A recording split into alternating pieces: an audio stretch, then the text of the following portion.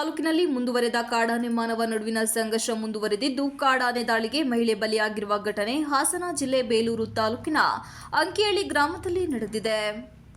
ಬೇಲೂರು ತಾಲೂಕಿನಲ್ಲಿ ಮುಂದುವರೆದ ಕಾಡಾನೆ ಮಾನವ ನಡುವಿನ ಸಂಘರ್ಷ ಮುಂದುವರೆದಿದ್ದು, ಕಾಡಾನೆ ದಾಳಿಗೆ ಮಹಿಳೆ ಬಲಿಯಾಗಿರುವ ಘಟನೆ ಹಾಸನ ಜಿಲ್ಲೆ ಬೇಲೂರು ತಾಲೂಕಿನ ಅಂಕಿಹಳ್ಳಿ ಗ್ರಾಮದಲ್ಲಿ ನಡೆದಿದೆ.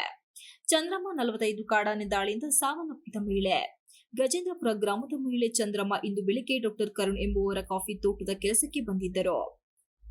ಒಟ್ಟು 12 ಮಂದಿ ಮಹಿಳೆಯರು ತೋಟಕ್ಕೆ ತೆರಳಿದ್ದ ವೇಳೆ ಏಕಾಏಕಿ 5 ಕಾಡಾನೆಗಳು ದಾಳಿ ಮಾಡಿವೆ. ಈ ವೇಳೆ ಎಲ್ಲರೂ ದಿಕ್ಕಾಪಾಲಾಗಿ ಓಡಿದ್ದು ಚಂದ್ರಮ್ಮ ಕಾಡಾನೆಗೆ ಸಿಕ್ಕಿದ್ದಾರೆ. ಸೊಂಡಿಲಿನಿಂದ ಎತ್ತಿ ಬಿಸಾಡಿದ ಕಾಡಾನೆ ಕಾಲಿನಿಂದ ತುಳಿದು ಬರ್ಬರವಾಗಿ ಸಾಯಿಸಿದೆ.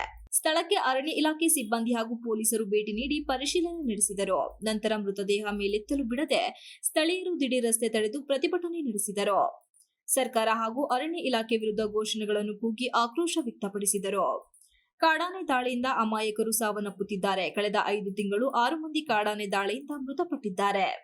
ಅರಣ್ಯ ಸಚಿವರು ಕೇವಲ ಭರವಸೆ ನೀಡುತ್ತಿದ್ದಾರೆ ಹೊರತು ಕಾಡಾನೆ ಹಾವಳಿಗೆ ಶಾಶ್ವತ ಪರಿಹಾರ ಕಂಡುಹಿಡಿಯುವಲ್ಲಿ ವಿಫಲರಾಗಿದ್ದಾರೆ ಎಂದು ಕಿಡಿಕಾರಿದರು. ಸ್ಥಳಕ್ಕೆ ಅರಣ್ಯ ಸಚಿವರು, ಜಿಲ್ಲಾ ಉಸ್ತುವಾರಿ ಸಚಿವರು ಆಗಮಿಸಬೇಕು, ಅಲ್ಲಿಯವರೆಗೂ ಮೃತದೇಹ ಮೇಲೆತ್ತಲು ಬಿಡುವುದಿಲ್ಲ ಎಂದು ಪಟ್ಟು ಹಿಡಿದರು. ಈ ಸಂದರ್ಭದಲ್ಲಿ ಸ್ಥಳದಲ್ಲಿ ಬಿಗುವಿನ ವಾತಾವರಣ ನಿರ್ಮಾಣವಾಗಿದ್ದು, ಯಾವುದೇ ಅಹಿತಕರ ಘಟನೆ ನಡೆಯದಂತೆ ಬಿಗಿ ಪೊಲೀಸ್ ಬಂದೋಬಸ್ತು ಮಾಡಲಾಯಿತು. ಬಳಿಕ ಸ್ಥಳಕ್ಕೆ ಜಿಲ್ಲಾಧಿಕಾರಿ C Sathyabhama, SP Mohammed Sujitha, CCF Yelukondala, DFO Saurabh Kumar ಆಗಮಿಸಿ ಪ್ರತಿಭಟನಾಗಾರರ ಸಮಸ್ಯೆಗಳನ್ನು ಆಲಿಸಿದರು. ಈ ವೇಳೆ ಬೆಳಗ್ಗೆ ಘಟನೆ ಹೇಳಿ ಚಂದ್ರಮ್ಮ ಜೊತೆಗಿದ್ದ ಮಹಿಳೆಯರು ಕಣ್ಣೀರಿಟ್ಟರು. ಅಲ್ಲದೆ ಕಾಡಾನೆ ಪೀಡಿತ ಪ್ರದೇಶದ ಜನರು ಕಾಡಾನೆಯಿಂದ ಪ್ರತಿನಿತ್ಯ ಅನುಭವಿಸುತ್ತಿರುವ ಸಮಸ್ಯೆಗಳನ್ನು ಅಧಿಕಾರಿಗಳ ಮುಂದೆ ತೆರೆದಿಟ್ಟರು. ನಂತರ ಪ್ರತಿಭಟನಾಗಾರರು ಉದ್ದೇಶಿಸಿ ಮಾತನಾಡಿದ ಅಧಿಕಾರಿಗಳು ಹಲವು ಭರವಸೆಗಳನ್ನು ನೀಡಿ ಪ್ರತಿಭಟನಾಗಾರರ ಮನವೊಲಿಸುವಲ್ಲಿ ಯಶಸ್ವಿಯಾದರು. ಈಗಿನಿಂದಲೇ ಕಾಡಾನೆ ಚಲನವಲನಗಳ ಬಗ್ಗೆ ಸರಿಯಾದ ಮಾಹಿತಿ ನೀಡಿದ್ದು, ಕಾಡಾನೆ ಸಮಸ್ಯೆಗೆ ಪರಿಹಾರ ಕಂಡು ಹಿಡಿಯಲು ಸರ್ಕಾರದೊಂದಿಗೆ ಚರ್ಚೆ ನಡೆಸುತ್ತೇವೆ. ರಾತ್ರಿ ವೇಳೆ ವಿದ್ಯುತ್ ಕಡಿತ ಮಾಡದಂತೆ ಜೆಸ್ಕಾಂ ಇಲಾಖೆಗೆ ಸೂಚನೆ ನೀಡಲಾಗಿದೆ. ಕಾಡಾನೆ ಹಾವಳಿ ತಪ್ಪಿಸಲು ಸಾಕಷ್ಟು ಕ್ರಮ ಕೈಗೊಳ್ಳುತ್ತೇವೆ ಎಂದು ಭರವಸೆ ನೀಡಿ ಮೃತರ ಕುಟುಂಬಕ್ಕೆ 20 ಲಕ್ಷ ರು ಪರಿಹಾರದ ಚೆಕ್ ವಿತರಿಸಿದರು. ಇಲಾಖೆದೇ ತಪ್ಪು. ಹೆಂಗೆ ಅಂದ್ರೆ ನೀವು ಸರಿಯಾಗಿ ಮಾಡಿಲ್ಲ. ಈಗ ETF ಇದೆ, ಆದ್ರೆ ETF ಕೇಳ್ದಂಗೆ ಮೈಕ್ ಇಲ್ಲ, ಯಾರಿಗೂ ಕೇಳಲ್ಲ, ಬಂದು ಅಲ್ಲಿ ನಿಲ್ಸಿ ಹೇಳಲ್ಲ. ಇವೆಲ್ಲ ಕರೆಕ್ಟ್ ಅಲ್ವಾ? ಕರೆಕ್ಟ್ ಅಲ್ಲ? ಒಂದ್ ನಿಮಿಷ, ಕರೆಕ್ಟ್ ಅಲ್ವಾ? ಆಮೇಲೆ ಇಲ್ಲಿ ಬಂದಾಗ ಇಲ್ಲೇ ಇತ್ತು ETF ಅಂದಾಗ ನಿಮ್ಗೆ ಎಕ್ಸಾಕ್ಟ್ ಆಗಿ ಲೊಕೇಶನ್ ಗೊತ್ತಿರುತ್ತಲ್ಲ, ಬಂದು ಇಲ್ಲಿ ಅಲರ್ಟ್ ಮಾಡ್ಬೇಕಲ್ವಾ? ನಿಮ್ಗೆ ಇದು ಬಂದು ನನ್ನ ಪ್ರತಿ ಸತಿ ನನ್ನ ಎಕ್ಸ್ಪೆಕ್ಟ್ ಮಾಡ್ತೀರಾ ಇಲ್ಲಿ ಬಂದು ನಾನು ಹೇಳಕ್ಕೆ ಅಂತಂದ್ಬಿಟ್ಟು ನಿಮ್ಗೆ ಡಿಫೆಂಡ್ ಮಾಡಿ, ಆಮೇಲೆ ಅವ್ನು ಸರಿಯಾಗಿ ಕೆಲಸ ಮಾಡಲ್ಲ, ಇನ್ಯಾರೋ ಅವ್ರು ಸರಿಯಾಗಿ ಕೆಲಸ ಮಾಡಲ್ಲ, ಅದನ್ನೆಲ್ಲ ತಂದು ನಾನು ಡಿಫೆಂಡ್ ಮಾಡ್ಬೇಕಾ? ನಿಮ್ಮನ್ನ ಜೀವ ಹೋಗಿರೋದು ಇದ್ರ ಮೇಲೆ ಮತ್ತೆ ಪ್ರತಿ ಸತಿ ಇನ್ನೊಂದು ಕಡೆ ಆಗುತ್ತೆ, ಅಲ್ಲೂ ಹೋಗಿ ಹಿಂಗೆ ಮಾತಾಡ್ಬೇಕು. ಅವ್ರು ಹೇಳ್ತಾರೆ ಬರೀ ಬಂದು ಹಿಂಗೆ ಮಾತಾಡೋಕ್ಕೂ ಹೋಗಿರ್ತೀರಾ ಮೇಡಮ್ ಅಂತ. ಏನೆಲ್ಲ ಮಾಡ್ಬೇಕು? ಒಂದು ನಿಮಿಷ, ಏನ್ ಮಾಡ್ಬೇಕು ಹೇಳಿ? ನೀವುಗಳು ಸರಿಯಾಗಿ ಮಾಡ್ಬೇಕಲ್ವಾ?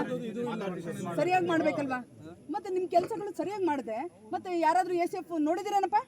ನೀವು ನೋಡಿದಿರಾ? ತಡೀರಿ ಒಂದ್ ನಿಮಿಷ, ಒಂದ್ ನಿಮಿಷ, ಹೆಂಗ್ ಕೆಲಸ ಮಾಡ್ತಾರೆ ಅಂತ ನೋಡಿದಿರೇನಪ್ಪ ನೀವು? ನೋಡ್ಬೇಕಲ್ಲ. ನೀವು ಕ್ರಾಸ್ ವೆರಿಫೈ ಮಾಡಿದಿರಾ? ಗ್ರಾಮಸ್ಥರು ಕೇಳಿದಿರಾ? ಯಾವ ಗ್ರಾಮಸ್ಥರು ಕೇಳಿದಿರಾ? ಕಳೆದ ಇದು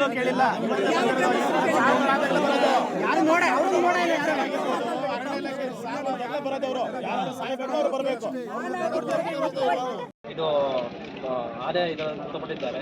ನಮಗೆ ಸ್ಥಳೀಯ ಅಧಿಕಾರಿಗಳು ಯಾರು ಬಂದು ಈಗ ಮಾಡ್ತಾ ಇಲ್ಲ, ETF ಕಂಟ್ರೋಲರ್ ಯಾರು ಬರ್ತಾ ಇಲ್ಲ. ಆಮೇಲೆ ನಮಗೆ ಮೆಸೇಜ್ ಕೊಡಲ್ಲ, ನಾವು ಯಾವ ತೋಟ ಹೇಳ್ಬೇಕು ಆ ತೋಟದವರು ಬಂದು ಹೇಳಿದ್ರು ಬರಲ್ಲ. ಈಗ ನಮಗೆ ಇದಕ್ಕೆ ಸಂಬಂಧಪಟ್ಟ ಅಧಿಕಾರಿಗಳು, ಫಾರೆಸ್ಟ್ ಆಫೀಸರು, DC, ತಹಸೀಲ್ದಾರ್, ಪ್ರತಿಯೊಂದು ಆಫೀಸರ್ಗಳು ಬರಬೇಕು. ನಮಗೆ ಅವರು ಮಾಹಿತಿನೇ ಕೊಡ್ತಾ ಇಲ್ಲ. ETF ಕಂಟ್ರೋಲ್ ಫಾರೆಸ್ಟ್ ಮಿನಿಸ್ಟರ್ ನಮಗೆ ಮೇನ್ ಬರಬೇಕು. ಇದು ಒಂದಾಗ್ತಾ ಇಲ್ಲ. ಇಲ್ಲಿ ಒಂದು ಕಡಿಮೆ ಅಂದ್ರೆ 5 ಆಗಿದ್ದಾವೆ. ಹಿಂಗೆ ಮುಂದೆ ಹೋಗ್ತಾ ಇದ್ರೆ ಇದು ಸುಮಾರು ಆಗ್ತವೆ. ಇದಕ್ಕೂ ನಮಗೆ ಕರೆಕ್ಟಾಗಿ ಒಂದು ಸರ್ಕಾರದಿಂದ ಕೊಡಬೇಕು. ಅರಣ್ಯ ಸಚಿವರೆಲ್ಲ ಬರ್ಬೇಕು, ಅರಣ್ಯ ಸಚಿವರು ಬರ್ಬೇಕು, ಈಶ್ವರ್ ಖಂಡ್ರೆ ಇದ್ದಾರೆ ಏನಿದ್ರೆ ಅವರು ಬರ್ಬೇಕು. ನಮಗೆ ಇಲ್ಲಿಗೆ ಮೆಸೇಜ್ ಕೊಡೋದು ನಮಗೆ ETF ಕಂಟ್ರೋಲರು ಆರಾಮಾಗಿ ಬಂದು ಬಿಟ್ಕೊಡೋದು, ಟೀ ಅದ್ರಲ್ಲಿ ಕುತ್ಕೊಂಡು ಅಲ್ಲಿ ಅಂಗಡಿ ತಗೋತಾರೆ. ಒಂದು ಹೇಳ್ಬೇಕು, ಬೇಜವಾಬ್ದಾರಿ ಒಂದು ಹೇಳಿದ್ರು ಬಂದು ವಿಘ್ನ ಮಾಡಲ್ಲ. ಅವ್ರು ಬರ್ಬೇಕು ನಮ್ಗೆ ಅಧಿಕಾರಿಗಳು. ಒಬ್ಬರೇ ಒಬ್ಬರು ಫಾರೆಸ್ಟ್ ಕಂಟ್ರೋಲರು ಇಲ್ಲಿ ಬಂದ್ಬಿಟ್ಟು ಏನಾಗಿದೆ ಅಂತ ಹೇಳಿ ಬಂದಿಲ್ಲ. ಒಬ್ಬರು ಡ್ರೈವರ್ ಬಂದ್ಬಿಟ್ಟು ಬರೀ ಜೀಪ್ನೆಸ್ ಹೋಗಿದ್ದಾರೆ. ಅವರು ಎಲ್ಲ ಬರ್ಬೇಕು ಇವತ್ತು. ಬಳಿಕ ಪ್ರತಿಭಟನಾಗಾರರು ಪ್ರತಿಭಟನೆಯನ್ನು ಹಿಂಪಡೆದರು. ಮರಣೋತ್ತರ ಪರೀಕ್ಷೆಗಾಗಿ ಮೃತದೇಹವನ್ನು ಬೇಲೂರು ತಾಲೂಕು ಆಸ್ಪತ್ರೆಗೆ ಕೊಂಡೊಯ್ಯಲಾಯಿತು. ಅರಳಿ ಪೊಲೀಸ್ ಠಾಣಾ ವ್ಯಾಪ್ತಿಯಲ್ಲಿ ಘಟನೆ ನಡೆದಿದೆ. Ganesh, TV 46 Malenadu news, Belur.